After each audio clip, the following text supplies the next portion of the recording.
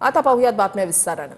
गणेशोत्सवाला अवघे काही तास उरलेले असताना मुंबई, पुणे आणि कोल्हापुरातील बाजारपेठांमध्ये गर्दी पाहायला मिळते। दादरच्या फुल मार्केटमध्ये नागरिकांची मोठी गर्दी झाली आहे, तर पुण्याच्या मंडई परिसर, शुक्रवार पेठ, रविवार पेठ, भोरियाळी परिसरात गणेश भक्तांची गर्दी पाहायला मिळते।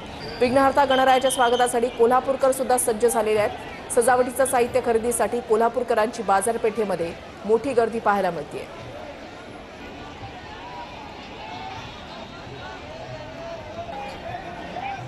गणरायाच्या स्वागतासाठी गणेश भक्तांमध्ये मोठा उत्साह आहे आणि हा उत्साह शिगेला पोहोचलेला आहे। दादर फुल मार्केट मुंबईमधलं जे नेहमीच गजबजलेलं असतं, मात्र गणेशोत्सव किंवा सणवारांच्या दिवसामध्ये या ठिकाणी चालायला सुद्धा जागा नसते, अशी गर्दी आजही पाहायला मिळते। इकडे पुण्यामध्ये मार्केट सुद्धा अगदी गणेश भक्तांनी फुलून गेलेली आहेत, लगबग सुरू झालेली आहे।